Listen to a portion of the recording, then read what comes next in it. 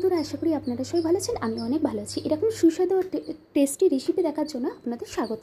তো আজকে আমি একটা এঁচোড়ের দারুণ রেসিপি বানাবো। সেই জন্য এঁচোড়টাকে বড় বড় করে কেটে একটু লবণ দিয়ে প্রেসারে সিটি দিয়ে নেবো, একটু বেশি সেদ্ধ করবো। তার জন্য আমি আগে থেকে ছোলার ডাল ভিজিয়ে রেখেছিলাম, তাতে লঙ্কা দিয়ে একটু পেস্ট করে নিলাম। মশলার জন্য নিচ্ছি আদা, রসুন, পেঁয়াজ, লঙ্কা, সামান্য একটু জল দিয়ে পেস্ট করে নেবো। আর একটা শুকনো মশলা বানাবো, সেই জন্য একটা বাটির মধ্যে নিলাম হলুদ, ধনে জিরে গুঁড়ো, লঙ্কা গুঁড়ো, তার মধ্যে একটু সর্ষের তেল দিলাম। এইভাবে বানিয়ে দেখবেন অসাধারণ টেস্ট হয়।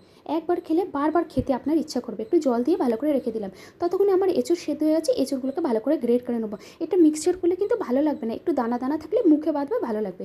এবার তার মধ্যে দিয়ে দিলাম ছোলার ডাল পেস্ট, লবণ। আগে কিন্তু লবণ দিয়ে সেদ্ধ করেছি, সেটা মাথায় রাখতে লাগবে, সেই হিসেবে লবণ কম দেবো।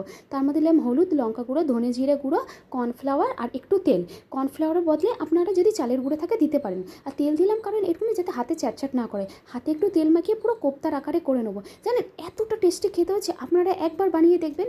জানেন এই কোপ্তার আকারে ভেজে আপনারা সন্ধ্যেবেলা স্ন্যাক্সের মতো একটু সস দিয়ে ভেজিটেবল চপের মতো খাবে। তো একটা রানে আপনাদের দুবারের খাওয়া হয়ে যাবে। সেই তেলের মধ্যে গোটা গরম মশলা, তেজপাতা, জিরে আর শুকনো লঙ্কা ফোড়ন দিলাম। এবার আদা রসুনের পেস্টটা দিলাম, একটু নাড়িয়ে যে মশলাটা তৈরি করে রেখেছিলাম শুকনো, সেটা দিয়ে ভালো করে নাড়িয়ে নেবো। এবার বাটি ধোয়া জলটাও দিয়ে দিলাম। এইভাবে বানিয়ে দেখবেন, খুবই ভালো লাগবে। আর ভিডিওটা অবশ্যই প্রথম থেকে শেষ পর্যন্ত দেখবেন। ভালো লাগলে একটু লাইক, কমেন্ট, শেয়ার করে দেবেন। একটু ভাজার পর আমি টমেটো দিলাম, লবণ দিলাম, দিয়ে আবার একটু নেড়ে চেড়ে জল দিয়ে দিলাম পরিমাণ মতো। তাতে কোপ্তাগুলো দিয়ে দিলাম, একটু গরম মশলা দিয়ে ভালো করে ফুটিয়ে নিলে রেডি হয়ে যাবে আমার এঁচোড় কোপ্তা। একবার বানিয়ে খেয়ে দেখবেন বন্ধুরা, খুব ভালো লাগবে। ভালো লাগলে অবশ্যই কমেন্টে জানাবেন। আর